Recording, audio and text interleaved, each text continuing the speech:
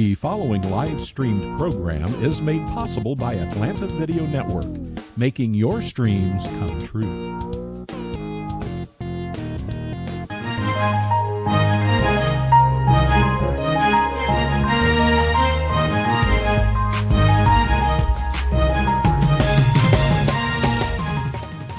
It's time once again for another edition of Talk to Me. And now, here's Emmy himself, 8-time Emmy Award-winning journalist, Maynard Eaton. Hello again, friends, and welcome to our weekly edition of Talk to Me, our conversation with influence in sports and journalism and culture. Today, we have one of the top journalists in the country. His name is Greg Palast. Greg is known for his investigative reports for BBC, The Guardian, and Rolling Stone. His bestsellers include The Best Democracy Money Can Buy, and Palast's new book, How Trump Stole 2020, The Hunt for America's Vanished Voters, is a real ballot protection Bible and has just been released. Greg, welcome to Talk to Me. Glad to be with you again, Maynard. Tell us about your book. What is it saying, especially as the presidential campaign winds down and President Trump is talking about postponing the election? What is your book telling us? Well, it's called How Trump Stole 2020 because he's done just that, just like he stole 2016. But by the way, I want to tell you, we can steal it back. That is, we can bust the burglary. It's not over. But I got to tell you, it kind of started in Georgia. And in 2018, when Brian Kemp, the Secretary of State of Georgia at the time, removed 500,000 voters from the voter rolls, saying they left. And obviously, if you left Georgia, you left Atlanta, you shouldn't be voting there, should you? But my investigative team, the Greg Palast investigative team, went in and reviewed every single name on the list with the experts on where you live. That's, by the way, the people at Amazon. They know where you were last Tuesday at 2 p.m., by the way. And we found that 1/3 voters in Georgia, 340,134 to be exact, had never moved. Their only crime was voting while black or voting while young. And that was their crime. You remove 1/3 voters from the voter rolls, and Brian Kemp made himself governor. But that wasn't good enough because Kemp, had rolled out the purge mania across the country. And so in How Trump Stole 2020, are you ready for this? 16.7 million. 16.7 million people have been purged from the voter rolls in the last 2 years of record keeping. And so if you're listening to this, you want to do two things. You want to get How Trump Stole 2020, but you want to get it so that you can steal it back. And by the way, check your registration right now, because you'd be stunned.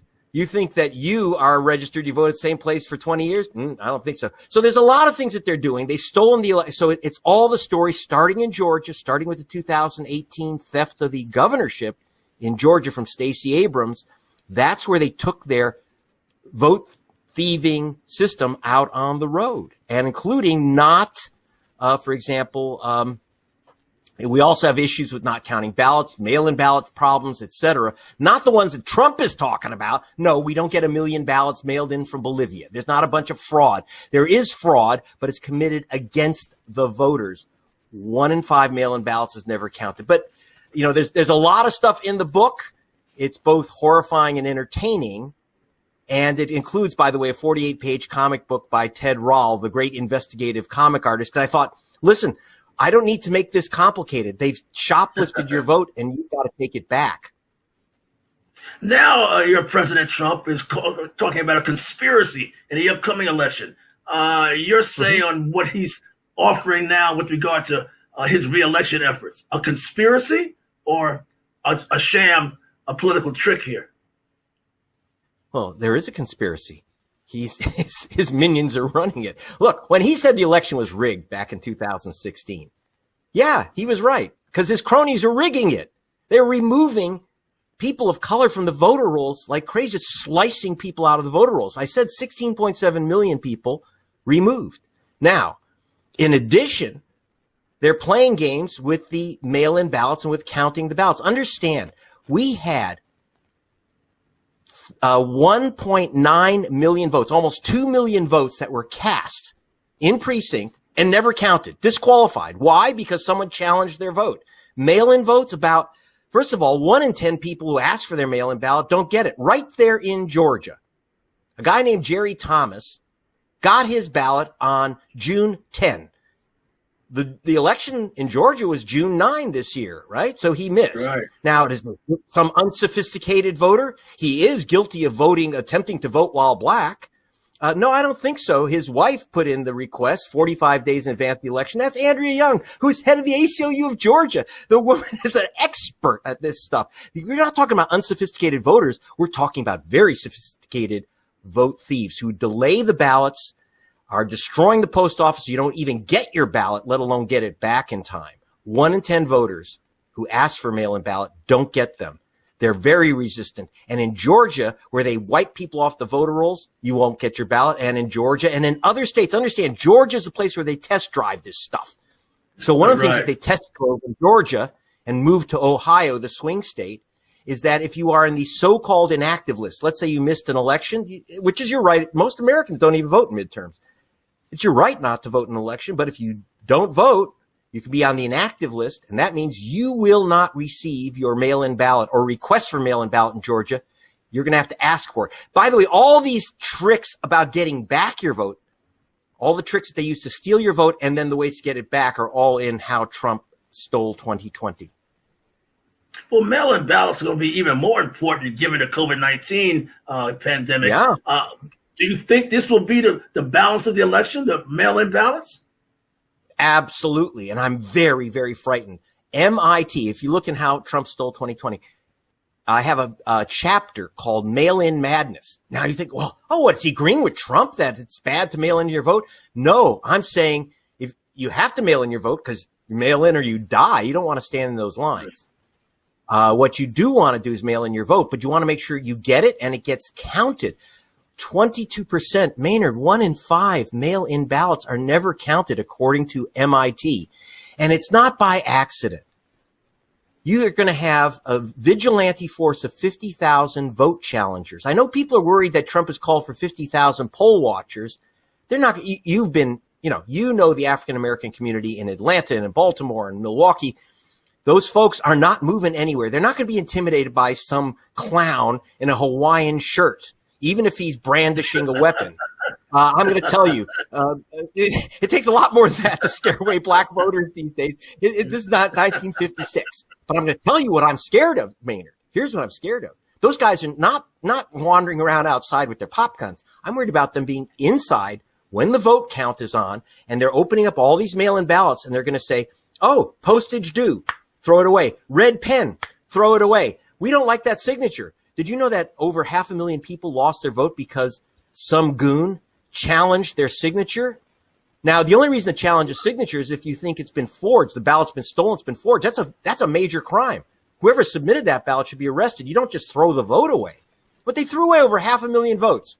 No one, by the way, not one person arrested for faking a signature on a mail-in ballot, but they threw 500,000 away.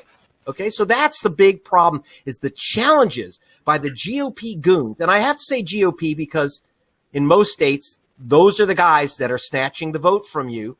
And yes, so right, Donald, mail-in balloting is going to be the grounds for massive fraud by you and your cronies challenging ballot after ballot after ballot. I know your game. I've watched it, and now you're going to accelerate it. I've been on the vote thieving beat for 20 years, as you said, for Rolling Stone, for The Guardian, BBC Television.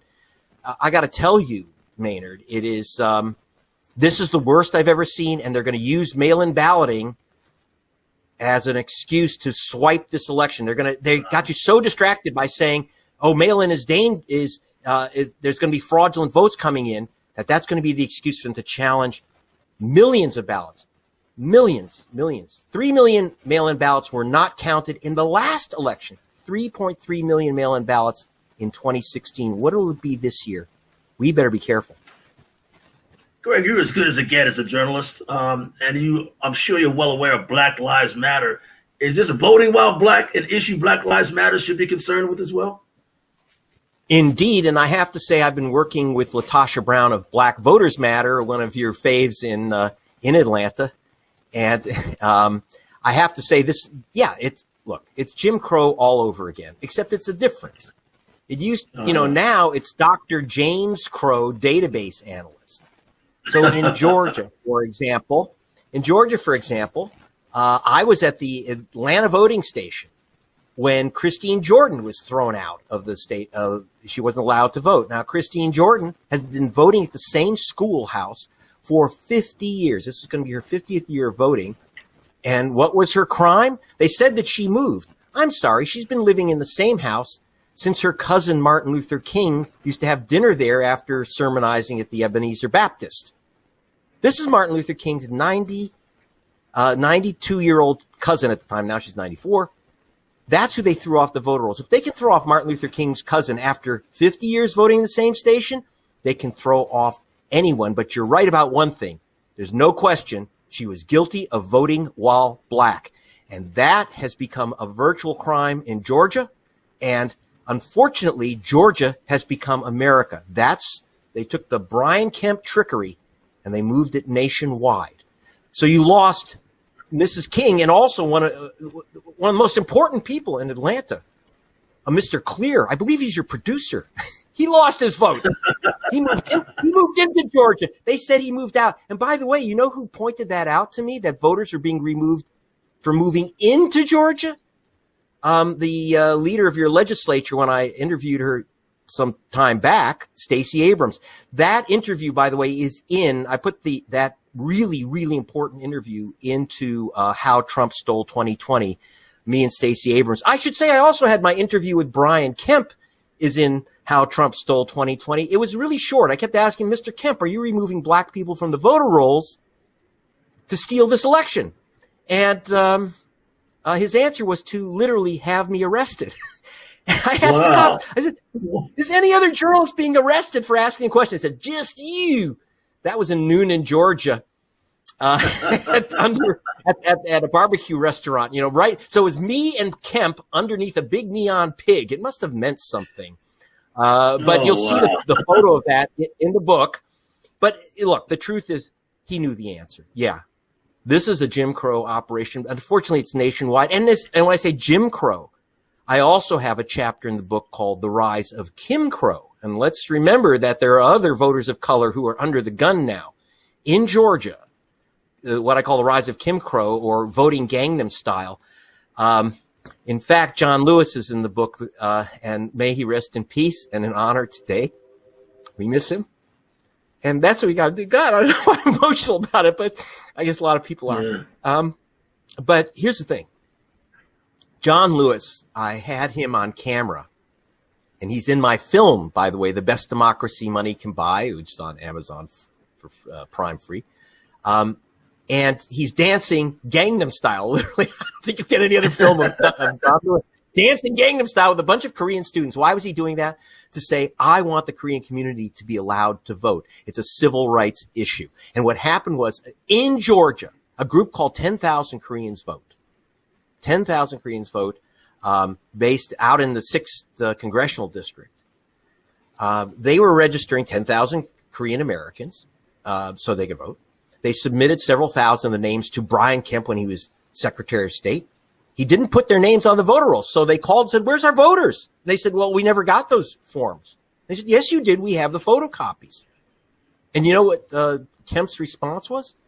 He had the Georgia Bureau of Investigation, your kind of Georgia G-men, kick in the doors of this organization, take their computers, and threaten them with felony arrest for felony crime of vote tampering because they had photocopied the registrations. Why they copy them? Because Kemp buries registrations by voters of color. That was their response. They shut down the Korean American voter drive, the 10,000 Koreans Vote. And John Lewis was on their side saying, okay, we're going to vote. The Korean American community is going to vote. And these young people created voting Gangnam style. But okay, the attack on the Asian American vote. Why did that happen? Asian Americans used to vote in the majority Republican.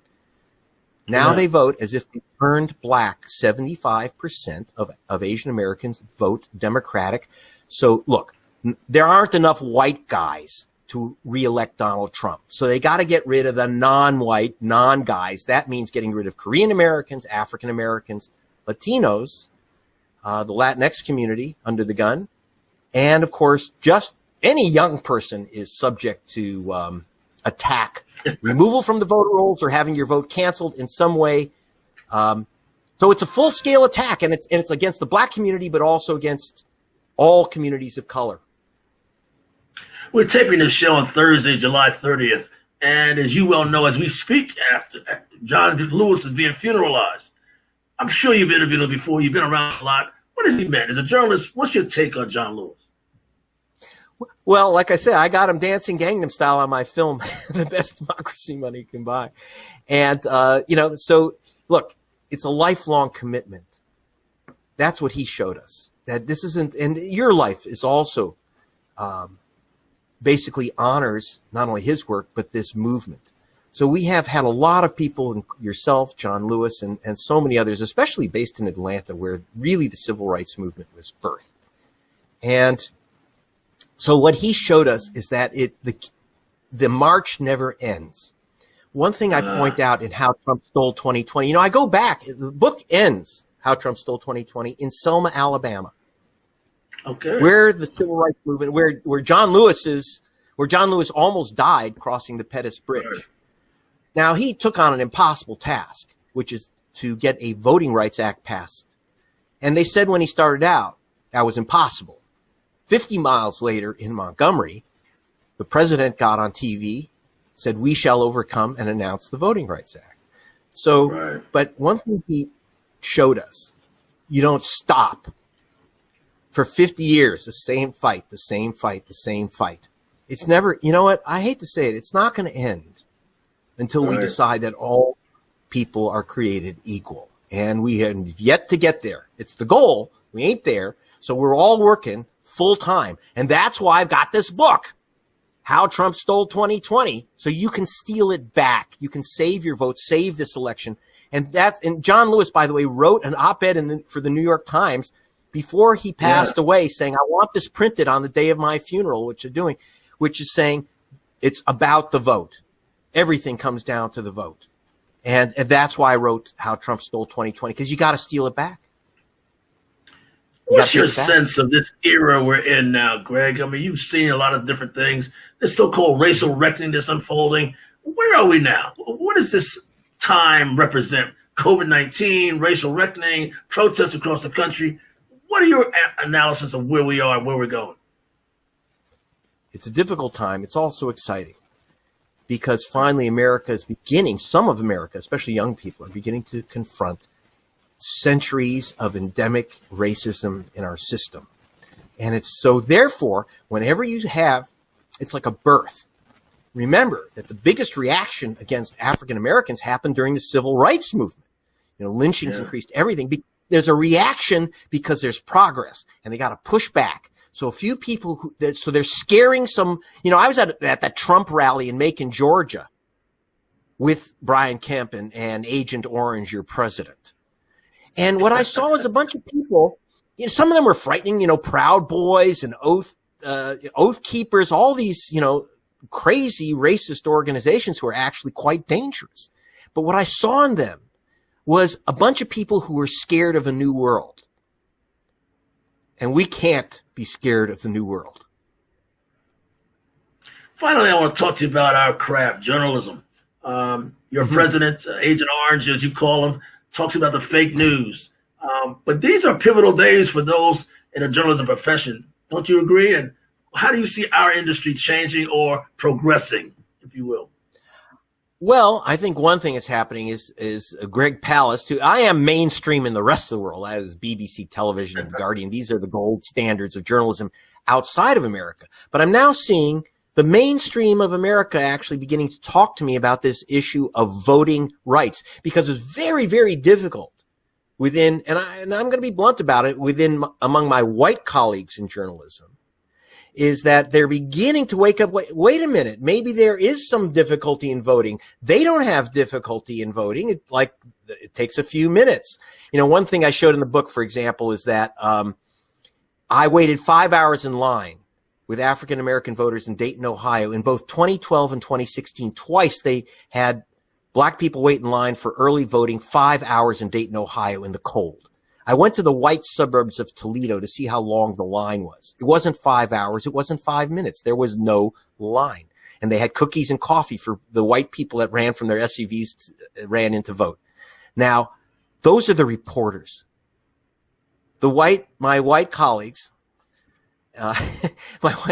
vote in places where it takes 1 minute to vote. They don't get removed from the voter rolls. They don't get asked for their IDs when they go to vote. You know, 67% of black males are asked for their voter ID in states where it's illegal to ask for your ID to vote, like California. That's happened to me. 67% of black males are asked for their ID. So in other words, if you are a white reporter, you don't understand what's going on. So I want you, Maynard, to try to be sympathetic to my racial group, which is completely ignorant.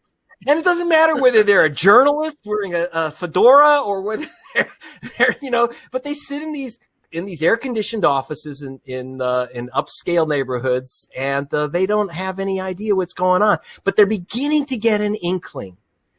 Remember, it was not a journalist that broke the story of the police killings. These are citizen journalists, people with iPhones taking those photos. If you wouldn't see this stuff if it were up to the papers. It was forced on them. So we're gonna have to do our job. On a lighter note, Greg, we got to ask you about that fedora. That's become your signature, your brand. What's with that? How did that start? What's the story behind it? Okay, wait. I'm gonna do something a real treat for you, and I got to tell you, for those of us who have who are a bit hair deficit, you have to know that when it rains or it's really sunny, you have to wear a hat. Otherwise, you can't see, or the rain's in your eyes, the sun's in your eyes. So I didn't even think about it. But BBC Television, when I went to work for them, said, "You're the man in the hat." Because one day I didn't wear the hat. They said, "No, you got to wear your hat on. You can only appear on air." This is a rule, including on this program. Anywhere I appear on television or anywhere, I have to wear my hat. But I wear my hat all the time. I've done it for 40 years. So it unfortunately become it's taken over. My hat has its own life and its own reputation. So, it was just a BBC thing. And, so I'm sticking with the rule. Greg, thank you so much for your good work, your good journalism, and telling the truth, telling the story about voting rights in America. We need your insight and your information. Again, Greg Palast, great journalist. Thanks so much. This has been Talk to Me. See you next week. Thanks a lot, Maynard. Bye.